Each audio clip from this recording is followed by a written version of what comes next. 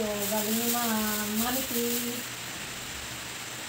Pang-ulam ito sa mga bata guys. So, kung ito kay Yana. Ito din po kay Ann. Kay Ann at kay Yana. Pang-baon sa eskwelahan. Thank you so much po Ma'am Maniki, Ma'am Grace at sa buong pamilya. Salamat po sa mga blessings na lagi ninyong sinishare sa amin. Thank you so much po. Sana po and good health kayo palagi. Mami Kay, Ma'am Grace, and ang buong pamilya niyo po. Sana and good health po kayo.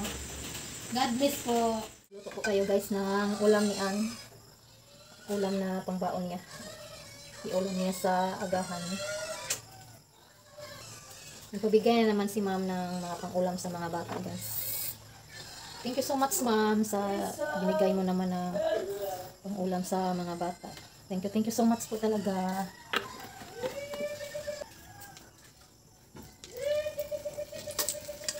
Hotdog po lang yung luto natin ngayon guys.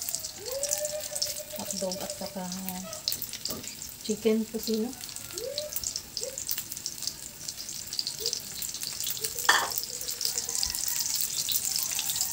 Chicken pusino pala po yan.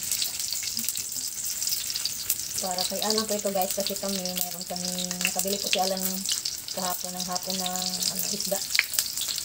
Inano niya na niluto niya na paksiw.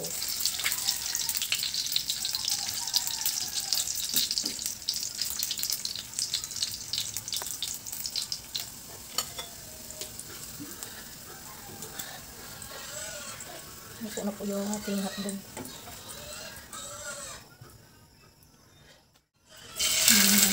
Chicken kusino. Thanks po again Ma'am. Hindi na po kami problema sa ulamin sa mga estudyante. Thank you so much po talaga.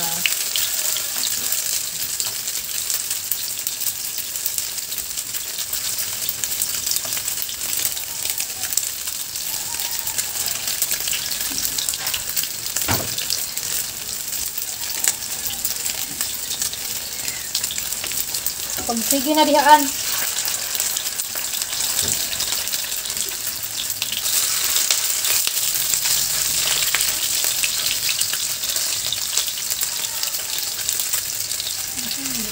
Hindi ka mabalik.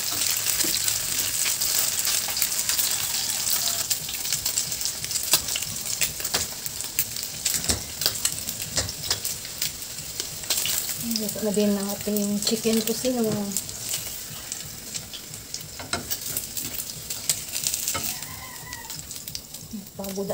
Pagod o gamay guys. Again po, thank you so much Ma'am sa binigyan nyo pang ulam sa aming mga estudyante. Few inches later. Ayan guys, kumakain na si Ann para papasok na sa school. Kain tayo guys. Thank you tita sa mga binigay mo na pang ulam namin at saka pang allowance ko rin po. Thank you po talaga. Kain po tayo. Punta po pala tayo ngayon sa school guys. Magbili po ako ng 2 uniforms ng PE para sa 2 bata. Kita-kits tayo doon.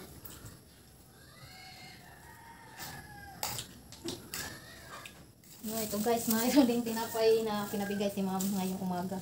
Kagabi po yung pang-ulam sa mga bata. Mayroon din po kay Louie at kay Darb. Tinapay din ay pabigay ni Ma'am. Si Ana lang po yung magdala daling doon sa school. Ibigay na lang nila ni Darb at Loy. Ano na? Thank you na naman po Ma'am ito sa tinapay. Minsan po ito lang po yung ni Ani. Almusal, lagyan lang yan ng hotdog yung tinapay na pabigay ni Ma'am. Thank you po tita. Thank you so much po Ma'am. At kay Lilit din at kay Loloy. Thank you so much. Salamat po talaga Ma'am sa mga blessings. Oh. Yan, yung baon ni Ann. Ilagyan na niya ng kanyang ulam.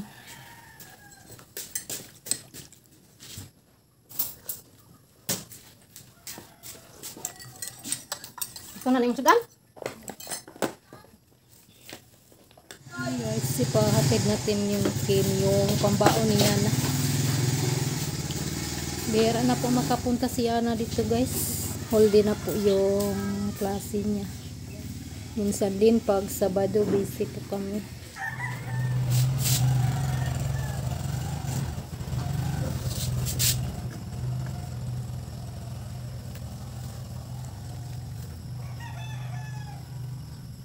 A few moments later. So guys, magpintura muna tayo sa ating tricycle. Pinturahan natin dito sa yung kanyang mga kabilya dito sa atin muna lihaan.